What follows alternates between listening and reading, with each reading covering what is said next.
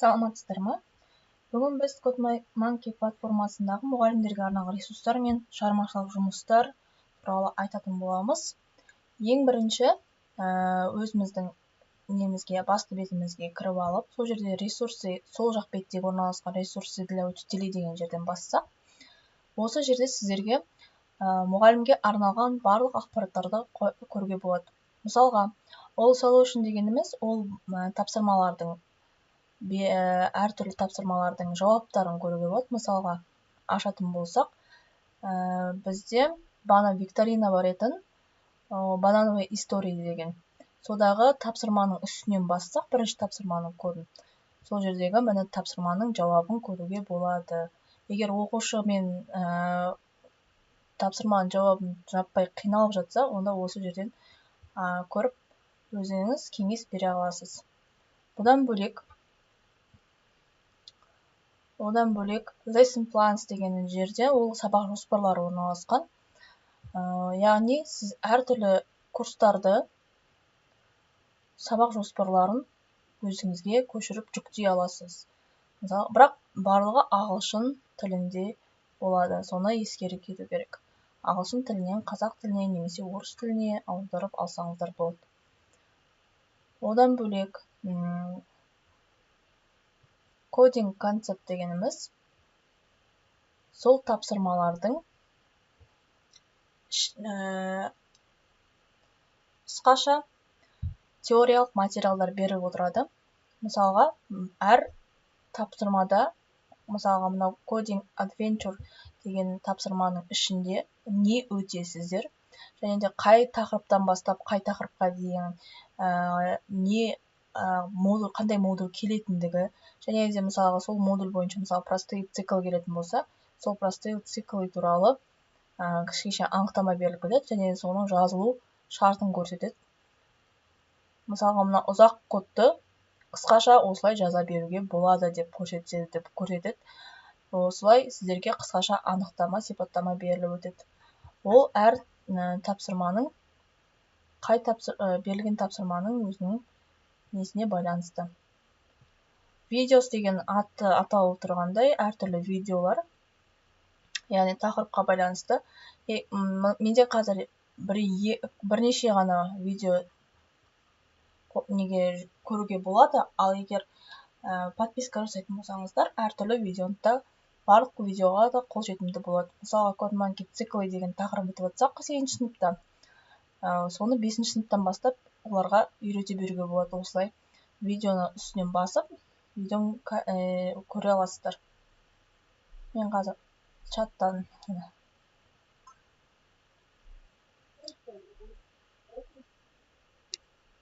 бірақ ағылшын тілінде өзіңіз түсіндіріп айтып отыра берсеңіздер де болады. Осы видеодан бөлек сертификаттар беріледі. Сертификат ол сіздің оқушыларыңыздың қай курсты бітіреді, сол курс бойынша сертификатты жасап берсеңіздер болады. Мысалға, CodeMonkey Junior деген тапсырма бойынша, Трудолюбивый бобер деген тапсырма бойынша, курс бойынша. Бұл жерде викторина бойынша емес, курс бойынша. Постер дегеніміз белгілі бір, мысалға, іс-әрекет болсын, move, jump, loop деген. Ол жаңағыдай кодтау кезінде пайдаланылатын. Сол туралы қысқаша анықтама ретінде беріліп өтеді. Онда ағылшын тілінен аударып алсаңыздар болады. Одан бөлек кодинг curriculum map дегеніміз қай тақырыпта не келетіндігі, әртүрлі раскраскалар, оны копировать жүктеп алуға болады. Яғни бұны бояп, кішкене уақытын ауыстырсақ болады. Центр помощи және жаңадай медиа пресс орталығымен және вебинарлар туралы да көрсеңіздер болады. Бұл CodeMonkey'дің профилдің ішінде орналасқаны болатын болса, одан бөлек бізде CodeMonkey'дің негізгі сайтында, қазір бірінші өзінің негізгі сайтына оралайық.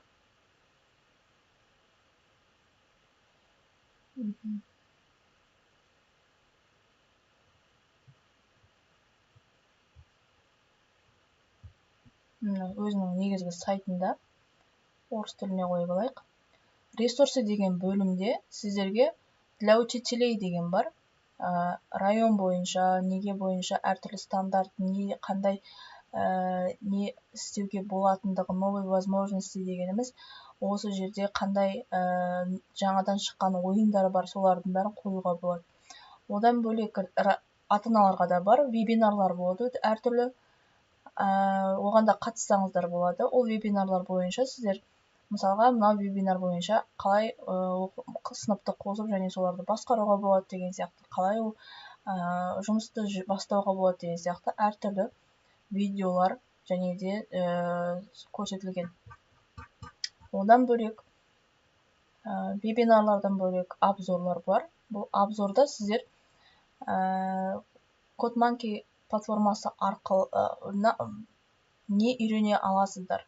Және де CodeMonkey платформасы туралы жалпы шолу жасалынған. Bananacast дегеніміз жаңа подкаст деп айтаймыз, подкаст сияқты бізде YouTube-тан әртүрлі платформалардан, Spotify, Amazon немесе жаңағыдай әртүрлі платформаларда подкаст тыңдауға болады. Және YouTube-тан плейлисттері де бар. Сол жерден әртүрлі эксперт дейміз ғой, сарапшылардың ойларын және де олардың осы жұмыс істегендерін көруге болады. События деген жерде қандай шаралар болады, жақын арада немесе болған іс-шаралар туралы көре аласыздар. Мысалға, біз қазір К40 стендін туралы жасанды интеллект шоуының өткенін көріп тұрмыз. Және де ол жақта қалай өткендігін осылай суреттерден көре аласыздар. Одан бөлек әртүрлі суреттер, пробный уақытша версиясы да бар, нұсқаулығы. Награда деген жерге кіріп, осы сайттың қандай жетістіктері бар, соны да көре аласыздар. Бұның барлығы сіздерге жалпы мағлұмат беру үшін де, одан бөлек бізге бір жақсы мүмкіндік, ол час-кода. Бәріміз білетіндей, час-кода деген олимпиада бар, ойын конкурс. Сол жерде қалай дайындық ретінде қолдансаңыздар да болады. Мысалға, бірінші өздеріңіз сол жақтағы әртүрлі ойындарды көре аласыздар. Мысалға, мынау бәрі ойындар, оның барлығын оқушыларға берсеңіздер де болады. Немесе регистрация жасап, осы жерден де кіре алады. Бұл жерде бір несі айта кететін нәрсе, мұғалім болып жаңа мен кіріп отқан страницамен төбесіндегі ресурстан деген версия час-кода деген жақтан кірген кезде қайттан тіркелу туралы сұрайды. Ал тіркелмей просто үстінен басып кіріп оқушылармен жұмыс жасай беруге де болады. Мысалға, мысалға кез келген біреусін таңдадым. Сол үшін начать играть десеңіз, ол кірудің қажеттілігі жоқ. Ал подпишитесь бесплатно дегеніміз, ол жерде жаңағыдай оқушының жетістіктерін, олардың қай ойындарды ойнағанын көріп отыруға болады. Начать играть арқылы оқушылар ары қарай мысалы ойнап кете алады. Бұл да мұғалім үшін қосымша шығармашылық жұмыс ретінде де қолданылады.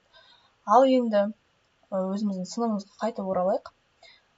Мои творческие работы мен открытие дегеніміз не? Открытие дегеніміз осы CodeMonkey платформасымен жұмыс жасап жатқан әртүрлі қолданушылардың өздерінің құрастырған ойындары немесе тапсырмалары. Мысалға, ойындар, ең танымал ойын мынау болсын, осыны ойнап та көруге болады, немесе өзіңізге сохранить етіп алып, яғни өзіңізге жүктеп алсаңыз да болады. Ол үшін жүрек батырмасын басасыз, сонда сізге ол мои творческие работы деген жердегі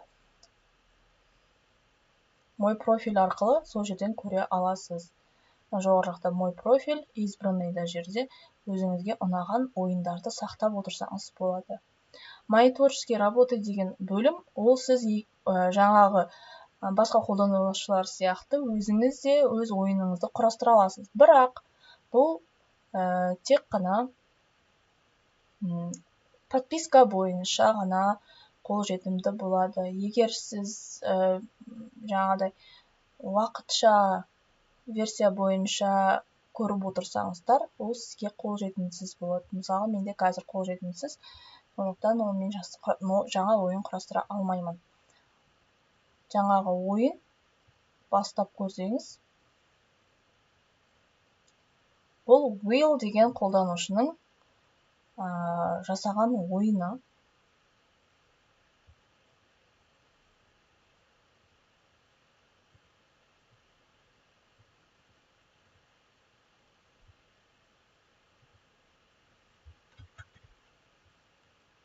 батырманы басу туралы ойын бітірген соң осындай болып шығады. Біз сіздер қазір мұғалімдерге арналған ресурстар, шығармашылық жұмыстар және открытие бөлімін көрсетіп өттім. Енді келесі жолы оқушылардың жетістіктерін бақылау және қалай нәтижелерді жүктеп алуымызға болады, соған тоқталатын боламын. Сау болыңыздар.